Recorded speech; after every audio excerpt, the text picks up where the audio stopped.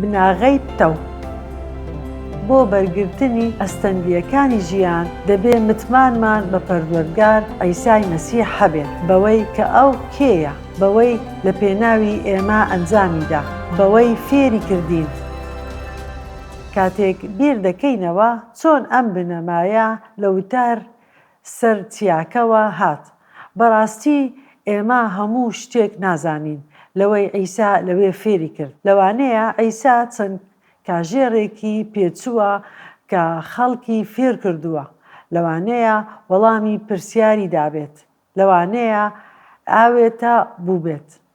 ڕۆحی پیرۆزیش ڕێبەرایەتی مەتای کردووە کە بە پوختی بۆمانی بنووسێت بۆ ئەوەی ناوەرۆکی فێرکردنەکەمان بۆ باس بکات. یەکێک لەوەی نووسیویەتی پەیوەندی بە کەڵتورەوە هەیە.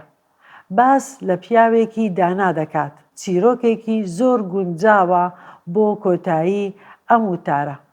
وشەی کلیلیش وشەی بەردە. مەتا 7:24. لەبەر ئەوە هەر کەسێک گوێی لەم وتانەم بێت و پەیڕەوی بکات وەک پیاوێکی داناوایە کە خانووەکەی لەسەر بەرد دروست کردبێت. کام وتە لەو وتەیەی لەو وتارگا فەرمووی لێرەدا ڕوون کردەوە بەکار دەهێنێت. پیاوێکی دانا، باران باری و لافاو هەستا و ڕەشەبا هەڵی گرت و لە خانووەکەیدا، بەڵام نەڕووخا چونکە لەسەر بەرد دروست کرابوو. دواتر جیاوازیەکە دەدات، باسی لە پیاوێکی گێڵ دەکات. هەر کەسێکیش گوێی لەم وتانە بێت و پەیڕەوی نەکات وەک پیاوێکی گێڵ وایە خانووەکی لەسەر لم دروست کردبێت.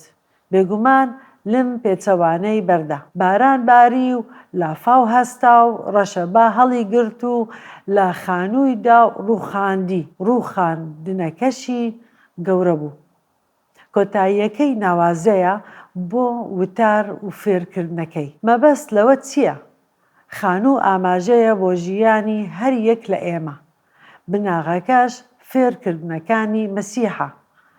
لە وتاری سەرچیە، باوەڕی بونیادنراوی سەر بەرد گۆڕایەڵی فێرکردنەکانی مەسیحە. باوەڕی بونیادنراوی سەر لمیش یاخیبوونی فێرکردنەکانی مەسیحە. ئەگەر گوێڕایەڵی وشەی خودا بین، ئەوە پتە و بەهێز دەبین دژ بە ئاستەنگەکانی ژیان. ئەگەر لەو وشەی خودای یاخی بین، ئەوە خۆمان وێران دەکەین. ئەمە گەوهەری فەرموودەکەی عیسایە. گرنگترین شت چییە؟ بناغەکەیە. تەنها فێرکردنەکانی عیسا نییە، بەڵکو خودی عیسایە. پۆڵس دوای ئەوەی کە باوەڕی بە مەسیح هێنا و کلێسای کۆرنتۆسی دامەزراند، بۆیانی نووسی و گوتی، کۆرنتۆسی یەکەم 3:10-11 بەگوێرەی ئەو نعمەتەی خوددا پێیداوم وەک ئەندازیارێکی دانا بناغەم داڕشت و یەکێکی دیکە لەسەری بنیاد دەنێت، بەڵام بە هەر یەکە ئاگادار بێت چۆن لەسەری بنیاد دەنێت. کەس ناتوانێت بناغەیەکی دیکە دابنێت لەپاڵ ئەوەی دانراوە کە عیسای مەسیحە. ئەو چیرۆکە عیسا لە وتاری سەر چیاکە گێڕایەوە. واتایەکی نوێ دەبات لەو ڕاستیەی کە عیسای مەسیح کێیە. ئەوەی عیسا فێری کردن فەلسەفەیەکی نوێ یاخود ئاینێکی نوێ نەبوو، چونکە ئاینە ڕاستیەکان دامەزراوێنەرەیان هەیە. عیسا تەنها وشەکەی فێر نەدەکرد، خودی خۆی وشە بەرجەستە کەبووەکەیە. خەڵکی لە فێرکردنەکەی سەرسام بوون. بۆچی ئەمە لە ئاەتەکانی 28 و 29 دەخوێنینەوە؟ کاتێک عیسا ئەم وتانەی تەواو کرد، خەڵکەکە لە فێرکردنەکەی سەرسام بوون، چونکە وەک دەسەڵاتدارێک فێری دەکردن، نەک وەکو مامۆستایانی تەورات. عیسا لەگەڵ قوتابیەکانی چووە سەر چیایەکە و خەڵکێکی زۆر دوای کەوتن ماوەی چەند کاژێرێک فێری دەکردن. خەڵکەکە سەرسام بوون. لە فەرموودەکانی چونکە جیاواز بوون لەگەڵ فێرکردنی مامۆستایانی شەریعەت و فەریسیەکان. یەک پەیامی جێگیری هەبوو: دەبێ خەڵکی فێر بکات دەربارەی ئەو ڕاستیەی کە خۆی کێیە. ئەوە گەشتێکی درێژە. تەنانەت قوتابیەکانیش لە کردداری ئەوەدا بوون کە بزانن ئەیسای مەسیح کێیە. خۆی دەربارەی خۆی فەرموو: منم ڕێگا و ڕاستی و ژیان، کەس نایەتە لای باوک لە ڕێگەی منەوە نەبێت. پرسیاری پەیڕەوکردن. وشەکانی پۆلیسی نێردراو واتایان چییە کاتێک لە پێناوی خەڵکی ئەفەسۆس نوێژی کرد کە مەسیح بە باوەڕ لە دڵیان نیشتەجێ بێت؟ ئەمڕۆ ئێمە چۆن بتوانین ئەوە تاقی بکەینەوە؟ پۆلیسی نێردراو لە نامەی ئەفەسۆس بەشی 3 ئایەتی 14 دەڵێ: لەبەر ئەمە چۆک بۆ باوک دادەدەم، ئەوەی هەموو خێزانێک لە ئاسمان و سەر زەوی بوونیان لە ئەوەوە سەرچاوەی گرتووە. لێی دەپاڕێمەوە کە بە پێی دەوڵەمەندیش کۆی خۆی بەهێزتان بکات لە ڕێگەی ڕوحەکەی کە لە ناختاندایە، تاکو بە باوەڕ مەسیح لە دڵتاندا نیشتەجێ بێت و ڕێگ و بناغەتان لە خۆشەویستیدا دابمەزرێت. لێرەدا بڕوانە جوانی سێیانە. ئەم قسەیە واتای چییە؟ چۆن مەسیح لە نێو دڵمان نیشتەجێ بێت؟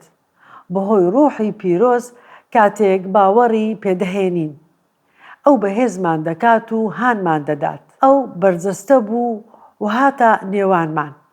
کاتێکیش بۆ ئاسمان بەرز بووەوە، باوک ڕوحی پیرۆزی نارد. ڕوونکردنەوەیەکی ناوازەی سێیانەیە. بۆ ئەو باوەڕدارانە دەدوێت کە مەسیح لە دڵیاندا نیشتەجێیە بەهۆی ڕوحی پیرۆز.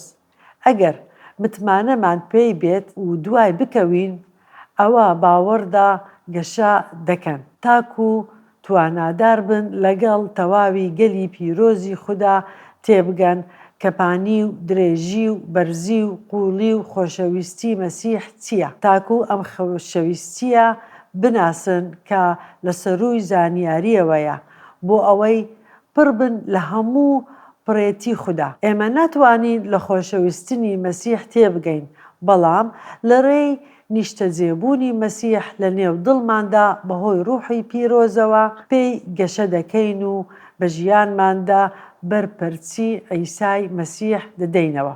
بەم ستایشە کۆتایی دەهێنێت بۆ ئەو خودایەی توانادارە هەموو شتێک بکات، زۆر زیاتر لەوەی کە داوای دەکەین یان بیری لێ دەکەینەوە، بە گوێرەی ئەو هێزەی کە تیاماندا کار دەکات. بە نەوە لە دوای نەوە خوددا بۆ هەتایە لە کلێسا و لە ئەیسای مەسیحدا شکۆدار بێت. ئامین. با دووبارە بنەماکە بخوێنینەوە کە دەبێ پێی بژین. بۆ بەرگەگرتنی ئاستنگەییەکانی ژیان دەبێ متمانەمان بە پەروەردگار ئەیسای مەسیح هەبێت، بەوەی کە ئەو کێیە، بەوەی کە لە پێناوی ئێمە ئەنجامیدا بەوەی فێری کردین.